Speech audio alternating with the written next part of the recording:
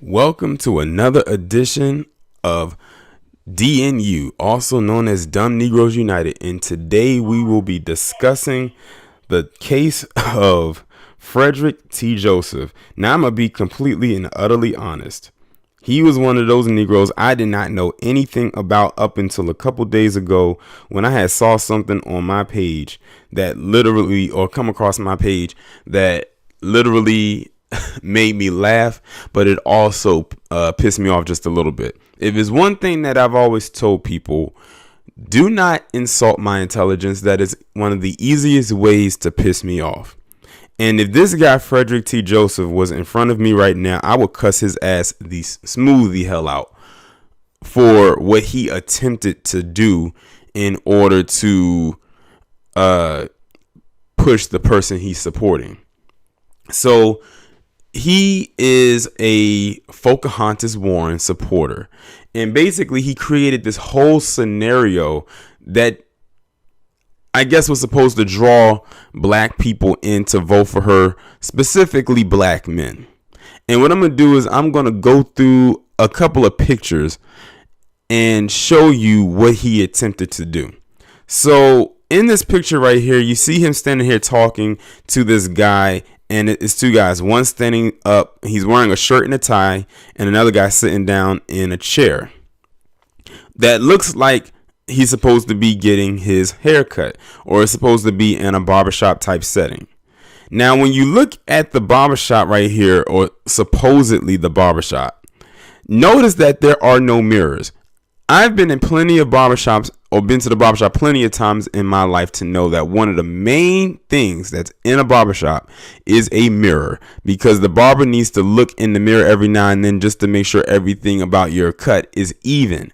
They may have the mirrors on the wall, or they'll have the little personal mirror they usually show to the client afterwards so they can see close up how the cut looks, if it needs some adjusting or anything like that. There's no mirrors here. It's just the wall.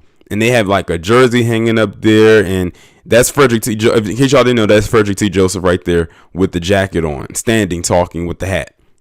But another thing I noticed too, how many barbers do you know cut hair wearing the attire that this man right here has on?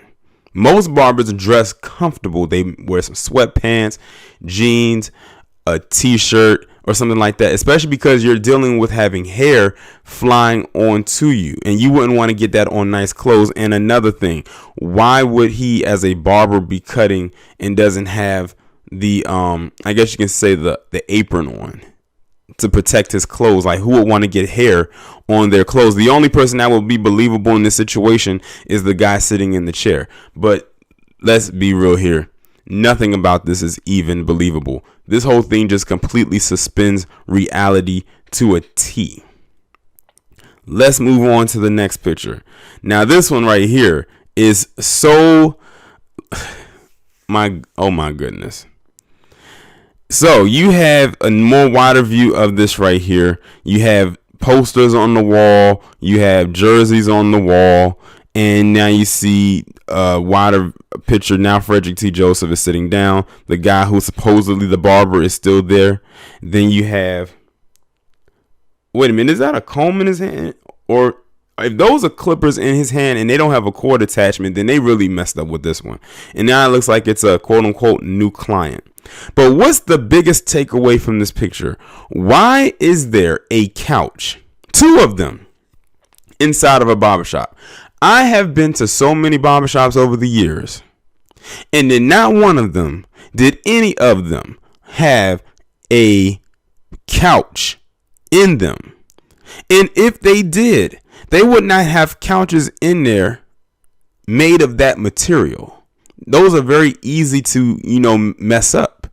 The most you would have is maybe a leather. If you was going to have it, you would have it be the same texture as the chair that you're sitting in, which is usually a leather, something you can easily wipe up, whether it's a liquid spill or hair spill or anything like that. And another thing, look at the floor. Most barbershops, or all barbershops rather, have hard floor. Why? Because it's easier to sweep the hair up when you're done. I don't know, or I can't remember the last time I've been in a barbershop where a vacuum was cut on to pull the hair up from the carpet because there was no carpet. Basically, this whole thing is a sham. It doesn't exist. And I have to go back a little bit to that first picture. If you notice in the corner behind the barber, the quote unquote barber, you see a sign that says "It Works" in there. It Works was a very popular, I guess you could say, network marketing company at one point. Why is that in there? Why would that be in a barbershop? Like, the least they could have did if they wanted to make this look more realistic, they could have went and got that poster, you know, the one that has all the black men's faces on it, but it's showing a different type of haircut styles. Like, y'all know exactly what I'm talking about. You've seen them. They're literally in every black barbershop that you can think of. Like, you'll always find it may be different pictures, but it's the same variation. They didn't even have that in there. They didn't even have the little, you know, the little swirl thing, the little red and white and blue thing that you hang up in the door that signifies that, you know, basically it's like the barbershop logo. It's pretty universal. Every barbershop has one or is known to have one. Now I want to get down to the tweet itself. Now this is Frederick Joseph's Twitter account, and look what he has: a blue check. Remember what I told y'all about the blue check Negro? He falls into that category. His tweet reads, "Just left the barbershop and everyone was talking about Elizabeth Warren. Yo, your girl, bro. That's that heat we need for Trump. When you are getting talked about in the barbershop, you know it's real." What barbershop were you in, you dumb Negro? What barbershop were you in? Like, can anybody, like, let me tell you something. He cannot pull the wool over our eyes. He thinks he can, but he can't. This was a failed attempt at getting support for Pocahontas. A very extremely failed attempt at getting people to support her. She is fake, and so are you, Frederick T. Joseph. Like, when I saw that, all I could do was shake my head and laugh at this whole thing. He wants us to actually believe that what we're looking at, or what you just saw, was an actual barbershop. Nah. Nope. Nice try, but I don't even think he tried. Like, they just threw something together, and you can look at this and clearly tell that this is probably, maybe, a campaign office. It could very well be a campaign office. They just rearranged some stuff around and then made it look like it was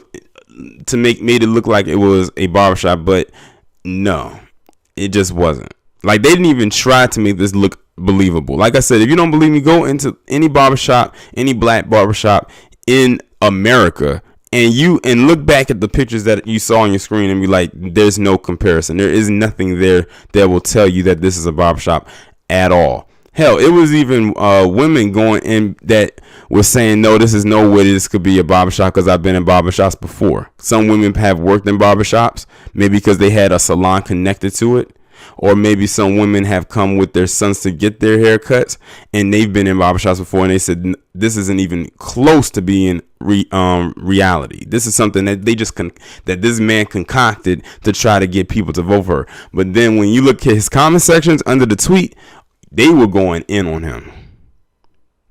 Like, how did you think that this was going to fare over? Like, what made you come up with this in the first place? You could have came up with any other scenario, but you chose a barbershop and then didn't even make that look real and thought it was going like that we were going to fall for it.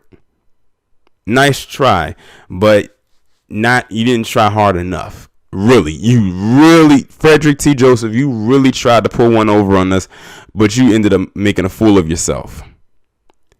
Well, this concludes this edition of DNU. This is one of, I guess you could say, one of my more comedic ones, and not one of the more disturbing or sick ones. But y'all let me know what y'all think about this down in the comments. Like, share, subscribe. Make sure you follow me on Twitter if you haven't done so already. Have your notifications turned on, and I will talk to you in the next one.